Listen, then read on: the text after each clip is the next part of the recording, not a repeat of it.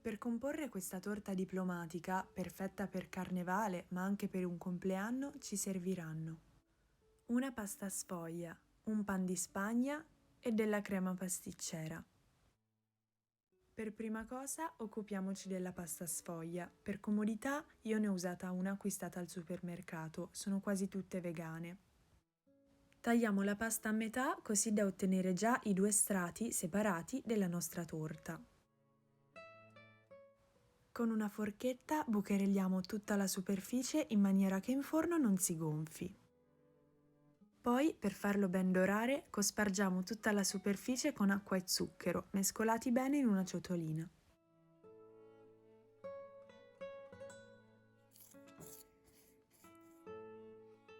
Portiamo in forno a 180 gradi per circa 10 minuti.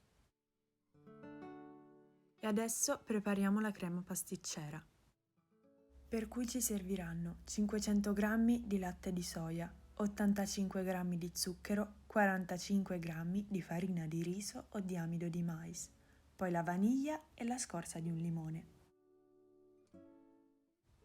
Troverete scritte in descrizione tutte le dosi. Aggiungiamo nel pentolino le scorze del limone biologico e lo portiamo sul fuoco a fiamma medio-alta finché non bollirà. Nel frattempo prepariamo le polveri. Mescoliamo insieme lo zucchero e la farina di riso così da evitare grumi. Aggiungiamo la vaniglia. Nel frattempo il latte bolle, quindi lo riportiamo sul tavolo, eliminiamo le scorze di limone e aggiungiamo un po' a filo all'interno della ciotola con le polveri. In maniera che non si formino grumi, mescoliamo bene. Adesso riuniamo questo composto nel pentolino e riportiamo sul fuoco. Mescoliamo sempre perché in pochi minuti inizierà ad addensarsi e all'ebollizione la crema sarà pronta. Leviamo dal fuoco e facciamo raffreddare completamente. Nel frattempo prepariamo il pan di Spagna, per cui ci servirà la farina 0, la fecola di patate, lo zucchero grezzo di canna, l'olio di semi di mais e il latte di riso. Poi 16 g di polvere lievitante e gli aromi, scorza di limone, vaniglia e un po' di curcuma, solo per colorare perché non se ne sentirà assolutamente il sapore. Per prima cosa aggiungiamo nella ciotola il latte di riso, aggiungiamo lo zucchero e mescoliamo bene fin quando non sarà ben sciolto. Aggiungiamo anche l'olio di semi di mais ed emulsioniamo un po'.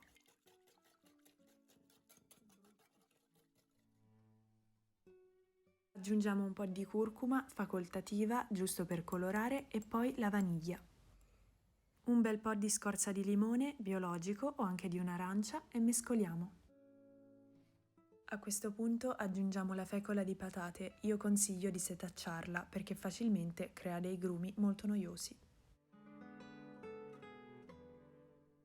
Adesso è il turno della farina, l'aggiungiamo tutta un po' alla volta e mescoliamo. Io l'ho aggiunta tutta circa in 4 volte, la consistenza che dobbiamo ottenere è questa, abbastanza corposa. Aggiungiamo i 16 g di lievito setacciandolo e mescolando dall'alto in basso con la frusta.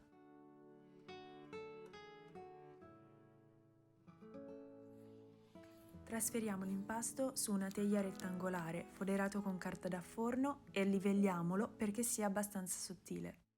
Inforniamo a forno già caldo 170 gradi per 15-20 minuti circa. Lo lasciamo raffreddare accanto alla crema pasticcera e a questo punto abbiamo tutti i componenti della nostra torta, la sfoglia, il pan di Spagna e la crema pasticcera. Prendiamo le misure, con un coltello lasciamo un segno e tagliamo il pan di Spagna in forma uguale a quella della pasta sfoglia, così che dopo si possano sovrapporre.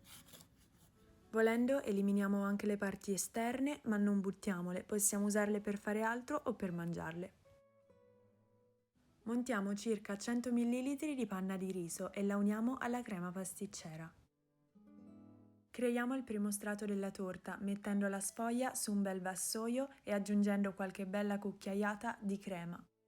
Aggiungiamo sopra il pan di Spagna e prepariamo la bagna con 3 cucchiai di rum, 2 cucchiai di acqua e un cucchiaino di zucchero.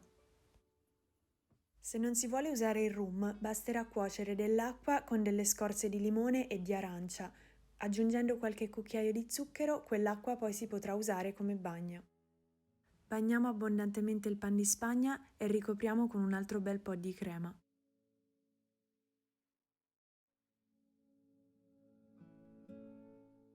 Ultimo strato di pasta sfoglia, facciamolo aderire bene con le dita. Adesso ci sarà avanzata un pochino di crema, la useremo per ricoprire i bordi. Non serve essere precisissimi, tanto li andremo a ricoprire con la granella di nocciole. Nel frattempo che la torta raffredda in frigo, prepariamo la granella di nocciole o di mandorle. Ci serviranno circa 150 g di nocciole, meglio se fredde di frigo, in maniera tale che non rilascino il loro olio e non si scalderanno. Le tritiamo per qualche minuto ed ecco la granella. La usiamo subito per ricoprire i bordi della torta. Il sapore della nocciola su questa torta sta molto bene perché dà quel sapore in più. Spolveriamo con zucchero a velo e riportiamo in frigorifero. Dopo circa un'oretta sarà pronta per poterla tagliare e mangiare. Al momento di servire potremo decorare con dei fiori eduli. Noi abbiamo scelto quelli violetti del rosmarino, che sono commestibili e molto profumati. La torta è davvero buonissima, riponiamola sempre in frigorifero e si conserverà per qualche giorno.